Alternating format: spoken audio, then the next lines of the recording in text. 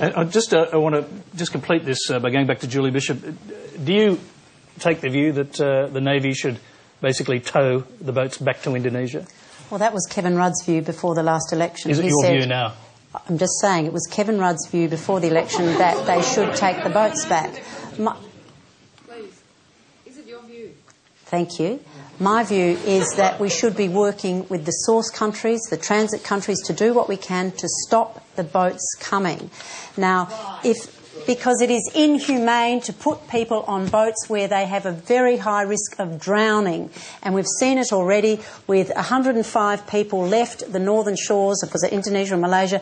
They haven't arrived, haven't been seen since last November. So briefly, should the boats be stopped and towed back to Indonesia? That was the question. And I'm just wondering whether you actually have a position on that. Well, obviously, in some circumstances, that might be possible. In other circumstances, it won't be possible. So you'd obviously look at if you find a boat at sea full of people, are you saying, because that's when it's possible, it would depend, are you saying that it should be then towed back? Well, it would depend on the circumstances. Kevin Rudd rang President Yudhoyono and asked him to send the Indonesian Navy down to collect them and take them to Indonesia. So it depends very much on the circumstances. But my point is, first you must work with the source and transit countries to make sure that we can get rid of this people smuggling trade and process refugees in a much more humane way. Tony Bourke. The one thing that hasn't been mentioned at all is that people are also fleeing countries. Part of the motivation right at the beginning is someone has a well-founded fear of persecution. And there is no doubt that the situation in Africa, while still intense, is less intense in some parts than it was a few years ago. The number of people leaving Africa has gone down. Similar in parts of the Middle East.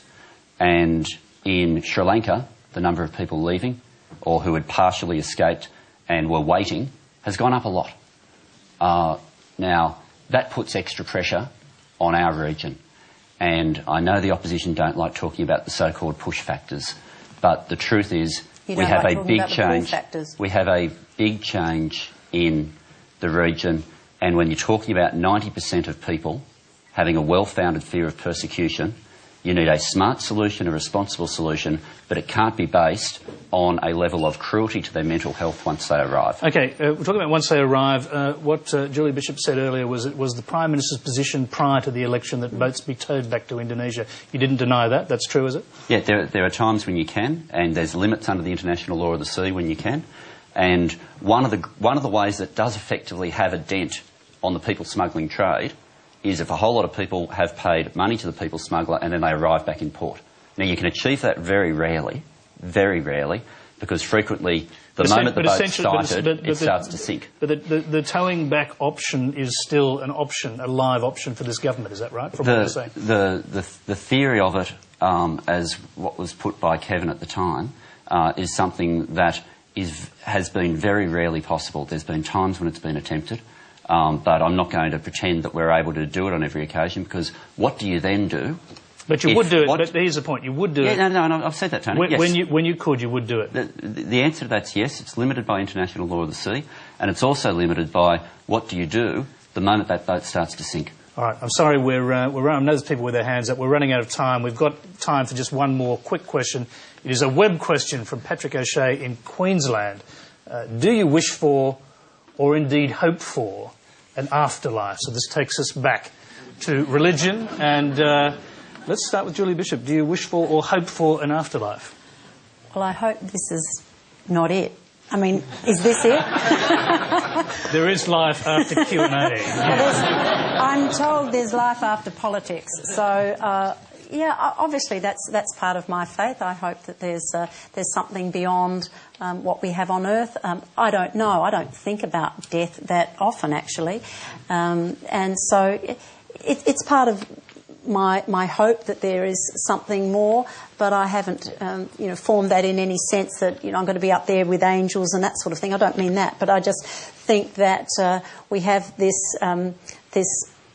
being, humankind. I believe we have a soul, and I would hope that the soul lives on. Patrick McGorry, do you wish for or hope for an afterlife? Yeah, I probably agree with Julie. That's my general feeling. I'd like to think that. You know, I think about my family and I think about my parents, and yeah, I'd like to think that. Jackie? I think there's more to us than this body. I think we are an essence or a soul and a spirit, and I don't think that when our body dies, that dies as well. What it is, we'll never know, and well, we will know hopefully at some point, but I don't know now. And I think my religion teaches me to live the best possible life that I can here and now, and to do the best I can in the world, and not to focus too much on what comes next, just to do the best I can now. Very brief answer, Tony Bourke. I reckon it's true, and I reckon Richard's going to love it. Richard? Let's be realistic about this. We have brains. It's brains that do the thinking. Our brains are going to decay. That'll be that. But when you say, is this it? How much more do you want? I mean, this is wonderful. Well, at least another 5 minutes.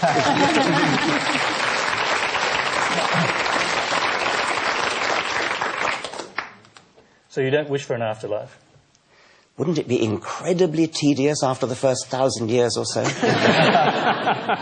OK, sadly, we don't have 1,000 years to run the program. We are out of time. 1 hour isn't quite enough to answer all these big questions. Please thank our panellists, Tony Bourke, Patrick McGorry, Jackie Ninio, Richard Dawkins, Steve Fielding and Julie Bishop.